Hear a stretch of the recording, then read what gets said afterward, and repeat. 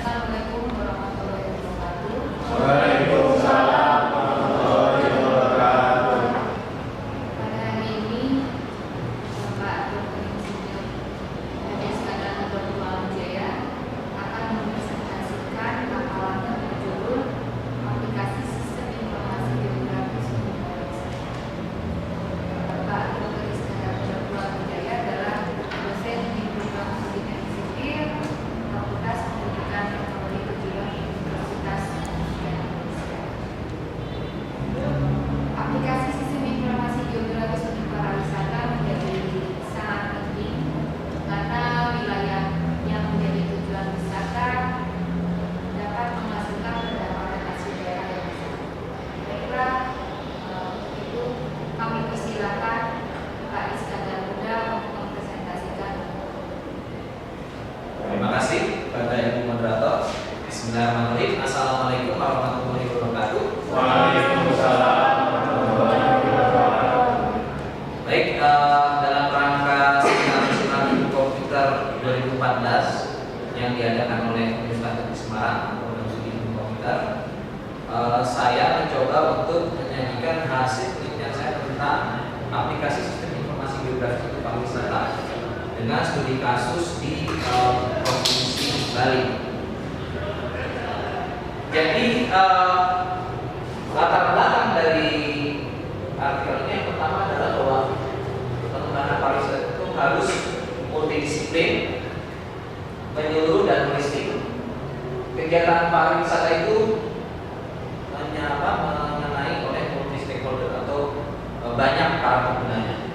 Berikutnya adalah potensi besar konflik itu terjadi pada bidang pariwisata. Jadi dampak terhadap lingkungan sangat besar.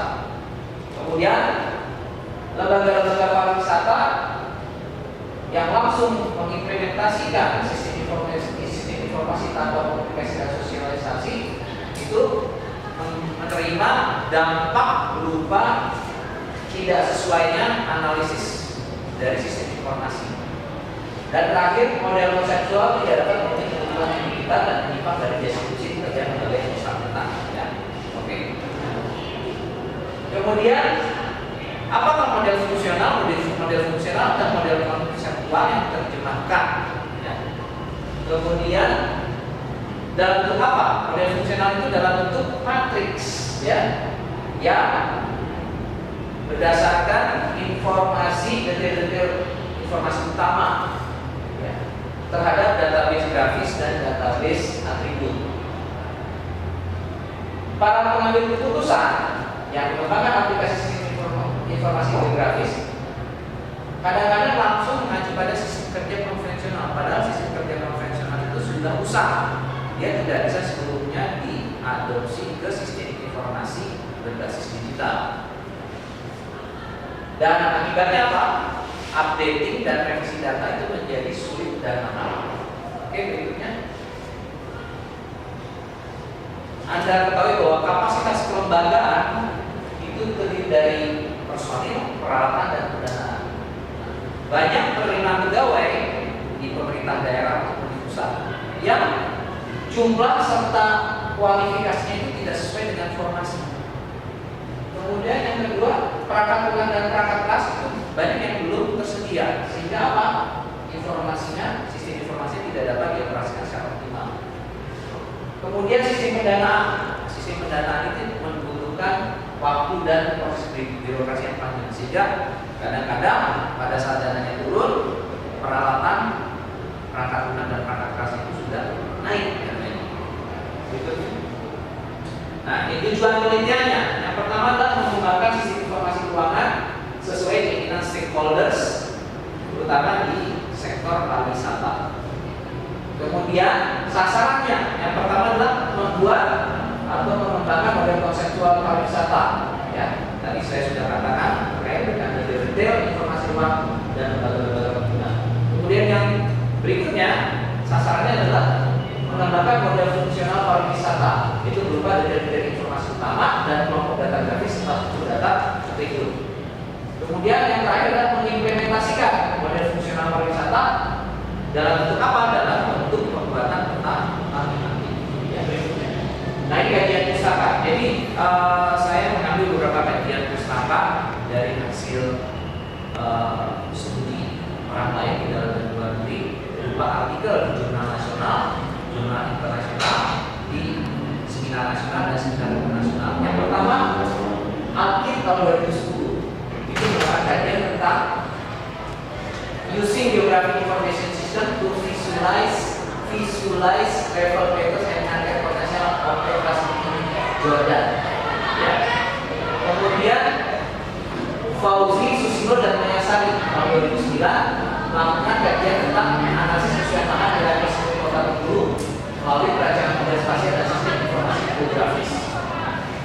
Kemudian Gil dan Barat tahun 2013 melakukan kajian tentang identification of optimum impact from tourist places using Israeli data analysis, case study of New Delhi. Ya, jadi banyak kajian-kajian tentang pariwisata terkait dengan GIS itu sudah dilakukan. Berikutnya adalah Pareta tahun 2013. Ini melakukan kajian tentang remote sensing and GIS based site suitability analysis for tourism for sustainable development. Kemudian Dunia tahun 2013 itu melakukan kajian tentang application of remote sensing and GIS in tourism potential evaluation. Kemudian Singh, Sarma dan Singh 2011 melakukan kajian tentang georeference information system for tourism. Kemudian Nidyan Maja tahun 2011 melakukan kajian tentang pariwisata nasional dan perspektif positioning. Kemudian Dharma, Purnomo dan Andito tahun 2012 melakukan kajian tentang perancangan aplikasi mobile directory Yogyakarta berbasis Android. Berikutnya Solusiawati, Umar dan Antovani tahun 2007 melakukan kajian tentang sistem informasi geografis objektif pariwisata Provinsi Kepulauan Bangka Belitung berbasis web. Kemudian Rahman tahun 2010 ada kajian tentang application of GIS and tourism development, case study in standard banks Bangladesh. Kemudian Alkaf tahun 2013 melakukan kajian tentang GIS application in tourism promotion. Dan Astuti Fariza Basuki 2009 melakukan kajian tentang sistem informasi geografis untuk pemetaan transportasi dan pelayanan publik di kota Kediri. Terakhir, maksud saya tadi referensi terakhir. Kemudian metodologi ya, ini penelitiannya deskriptif, jadi menceritakan fenomena di lapangan atau gejala di lapangan secara apa adanya. Kemudian metode matriks digunakan untuk pemodelan konseptual. Informasi detail alam dan data manusia pada kolom serta informasi resolusi peta dan tema-tema aplikasi pada baris. Kemudian metode matriks juga digunakan pada pemodelan fungsional. Informasi detail alam dan data manusia yang sudah mengalami normalisasi dan informasi jenis informasi grafis titik garis kurva serta struktur batu informasi atribut. Kemudian pada implementasi kita menggunakan metode konversi data raster menjadi vektor atau yang kita kenal dengan istilah digitasi peta. Kemudian kita lakukan transformasi afin dengan 6 parameter, 2 parameter translasi, 2 parameter skala dan 2 parameter rotasi. Kemudian operasi aritmatika union, jadi menggabungkan satu atau lebih kurva boundary untuk mendapatkan irisannya. Kemudian adalah operasi aritmatika merge itu menggabungkan dua yang berbeda, dua boundary yang berbeda kemudian dijadikan satu boundary. Kemudian dissolve itu dia menggabungkan semua dari beberapa boundary. Kemudian yang dilakukan pada implementasi ada metode perhitungan luas dan detail, rated area dan rated length. Jadi secara otomatis kita bisa memasukkan data tersebut terkait dengan luas dari boundary-nya setiap unit dan keliling setiap boundary atau perimeternya. Kemudian data yang dikumpul ini dengan studi dokumentasi dari Bapeda, BPN, Dinas Pariwisata Provinsi Bali dan Google Earth atau Map. Dan yang pengambilan adalah proporsi dan sampel total. Data sumbernya dokumentasi peta-peta analog dan digital, baik dari Bapeda, BPN, Dinas Pariwisata, Google Earth Map dan data statistik BPS dan BPN Provinsi Bali tahun 2013. Subjek penelitian adalah dosen teknik sipil dan para mahasiswa jurusan pendidikan teknik sipil. Ya. FPTK, Universitas Pendidikan Indonesia Baru. Next. Objek penelitian komponen fisik spasial lingkungan itu terkait dengan informasi tentang hutan, detail hutan, feature hutan, kebun campuran, perkebunan, semak belukar dan rumput, ladang dan lahan terbuka, rawa, sawah, lahan terbangun, tambak dan embang serta badan air. Kemudian penelitian dapat dilakukan Provinsi Bali dari bulan September 2013 sampai dengan Januari 2014. Kemudian instrumennya itu menggunakan perangkat lunak amfibi rendah, perangkat kerasnya CPU, ya, scanner, keyboard, mouse. Kemudian media lain adalah peta-peta analog tematik Provinsi Bali, terutama aplikasi untuk sektor pariwisata. Berikutnya, kemudian analisis data yang utama adalah analisis spasial, analisis keuangan menggunakan perangkat lunak SIP, sistem informasi geografis dan perangkat lunak komputer. Nah ini contoh ini matriks permodalan konseptual yang dikembangkan. Ya. Jadi yang kolom itu adalah resolusi dan penggunaan informasi. Resolusinya bisa skala sedang, skala besar, dan sebenarnya ada skala kecil ya, tapi dalam hal ini untuk pariwisata ini kita gunakan skala kecil. Terus penggunaan informasinya PBB, BPM, PU, BPRI dan Dinas Pariwisata. Nah itu komponen informasi spasialnya dari hutan, kebun, ya sampai terakhir itu adalah badan air. Kemudian nanti akan kita checklist sehingga dapat diketahui jumlahnya. Ini yang paling banyak kita ambil sebagai model fungsional. Berikutnya. Nah ini materi pemodelan fungsional. Nah jadi semua kita urutkan, ya, informasi spasialnya, kemudian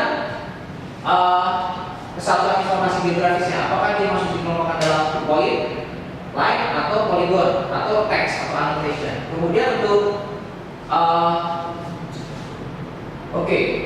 instansi mana yang paling mementingkan? Nah, di sini adalah BPRI dan Dinas Pariwisata. Berikutnya. Nah, materi implementasi untuk informasi grafis. Nah, di sini sudah lagi tidak bicara soal jenisnya, tapi dia akan disimpan di tingkatan apa? Apakah di tingkatan record, di tingkatan file, atau di tingkatan folder? Ya, kesatuan informasi hutan. Misalnya kita masuk kelompokkan dalam apa? Polygon. Ya, fungsi paling mana? Di record, di file, atau folder. Nah, ini sudah kita tentukan ya. Berikutnya. Nah, ini untuk informasi atribut. Jadi kalau untuk informasi atribut itu dikelompokkan dalam number, ya, angka, string, text, date, tanggal, dan boolean. Boolean itu yes or no, ya, laki-laki atau perempuan, ya. Dan di komponen informasi spasial itu mulai dari hutan sampai dengan badan air. Berikutnya. Nah ini hasil dan pembahasan. Hasil penelitian diperoleh ada 9 peta tematik. Ya ini dibatasi. Kenapa? Karena yang utama yang dibutuhkan pada sektor pariwisata adalah yang pertama adalah peta administrasi Provinsi Bali dengan batas kecamatan, peta administrasi Provinsi Bali dengan batas kabupaten. Pada kecamatan itu bisa sampai ke level desa atau kelurahan, kabupaten bisa sampai ke level kecamatan. Kemudian peta tematik luas wilayah Provinsi Bali. Nah, di sini analisis spasial dilakukan dengan melakukan pengisian luas secara otomatis dengan written rank, ya. Dan tentunya kita harus tahu bahwa di sini kita gunakan universal transfer mercator, ya, zona untuk Provinsi Bali. Kemudian peta jumlah penduduk, peta tematik jumlah penduduk Provinsi Bali, kepadatan penduduknya, jumlah hotel berbintang, ya. Jadi kita bisa tahu wisatawan itu bisa sampai di kecamatan mana atau di kelurahan mana dia dapat memperoleh hotel berbintang secara cepat. Kemudian hotel berbintang Provinsi Bali, ya. Kemudian peta tematik jumlah rumah sakit Provinsi Bali. Ini kenapa dibutuhkan? Karena kesehatan juga bagian dari pelayanan untuk kegiatan pariwisata. Dan terakhir adalah jumlah pura Provinsi Bali. Ya biasanya kegiatan hiburan, ya, tari kencang, kemudian upacara-upacara itu ada di Gurun, ya. Nah ini contoh yang pertama peta tematik administrasi Provinsi Bali, ya. Itu Provinsi Bali terdiri dari Badung, Kecamatan Badung, Batu, Buleleng, Denpasar, Gianyar, Jembrana, Karangasem, Kelungkung, Tabanan, ya. Di sini ada skala grafis dan di sini ada utara, ya. Ini referensi posisinya adalah UTM, tapi beberapa wilayah ITM yang kita ikut adalah yang longitude latitude, ya, yang lintang dan bujur. Lanjut. Nah ini peta administrasi Provinsi Bali batasnya apa? Jadi dia bisa sampai ke level desa, ya, bisa sampai ke level kecamatan. Kemudian kita lihat di sini listnya, ya, masing-masing sudah diberi warna, ya, mengenai desanya, kelurahannya. Berikutnya.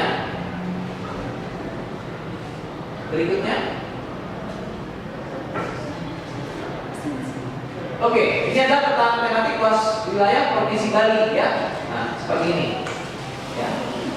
Nah, ini dalam bentuk hektaran, ya, ya, tapi bahwa dia secara otomatis tergantung kita memasukkannya sistem koordinat atau sistem koordinat UTM dalam meter atau dia dalam sistem koordinat longitude latitude. Tapi koordinat longitude itu kita ada ellipsoid referensi dan berapa unit jarak dan luas yang mewakili dari 1 derajat, ya, seperti itu. Yang berikutnya, nah ini peta tematik jumlah penduduk Provinsi Bali.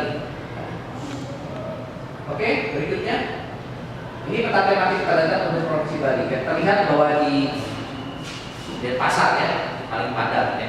Berikutnya, ini peta tematik jumlah pemerintah Provinsi Bali. Nah, kita lihat, ya, mulai dari apa?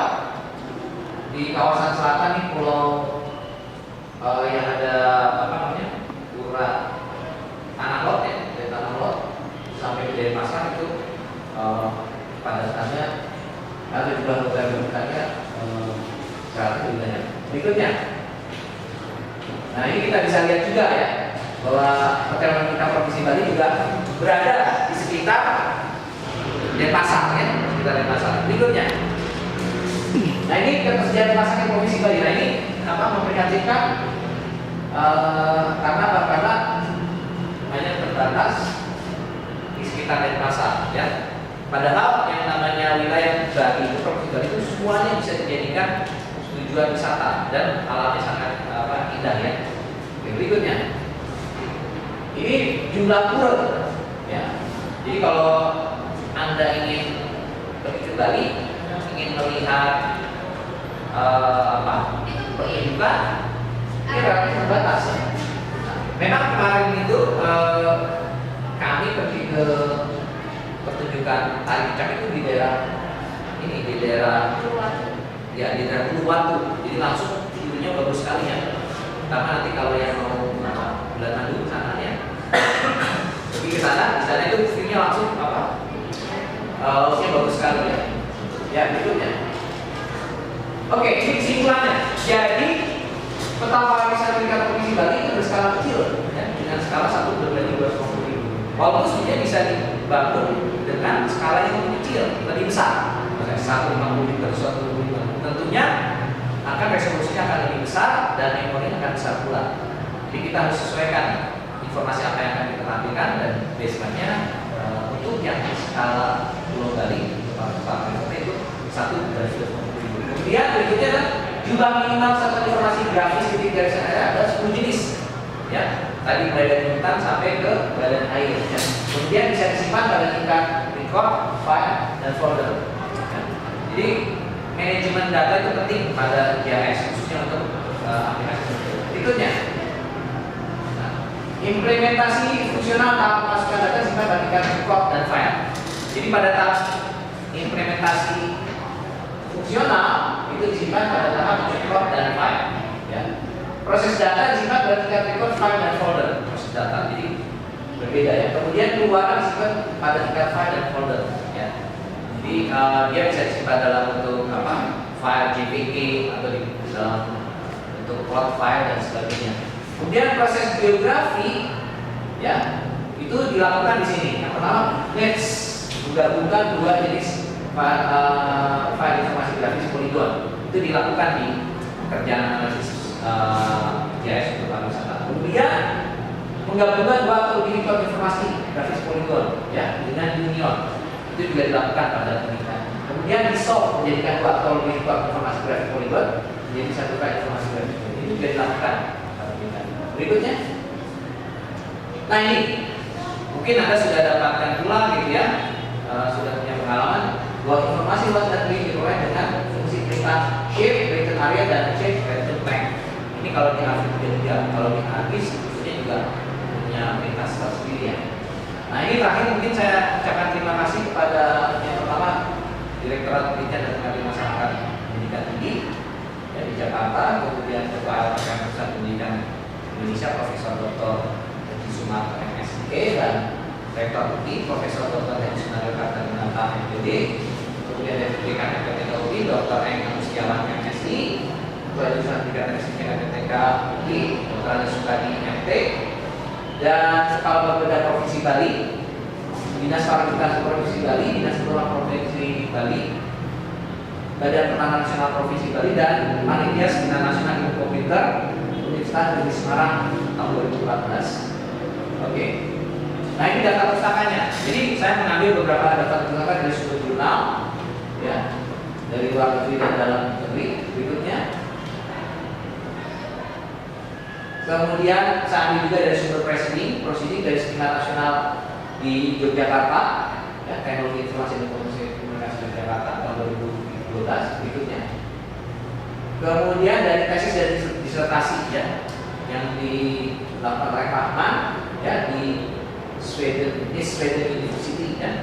Kemudian dari dalam laporan proyek dari 4 University of Technology and Minerals. Kemudian ini adalah proyek dari Politeknik Elektronika dan Surabaya ITS ya. Kemudian berikutnya ya. Jadi demikian ya yang bisa saya sajikan. Mohon maaf jika ada kekurangan, dan jika ada pertanyaan atau komentar nanti bisa dikirim via email, yang akan saya jawab secara tertulis via email atau via tertulis. Ya, saya kembalikan ke moderator. Terima kasih. Terima kasih Pak Iskandar. Dari presentasi Pak Iskandar kita bisa menunjukkan bahwa aplikasi sistem informasi geografis berbasis komputer untuk pariwisata ini pertama selain dapat menghindarkan degradasi dan pencemaran lingkungan juga, ini dapat menghasilkan beberapa yang sangat menarik untuk teman-teman ini, di mana pemodelan konseptual dan fungsional digunakan agar kebutuhan para pemangku kepentingan terutama pada sektor pariwisata dapat ditangani secara cepat.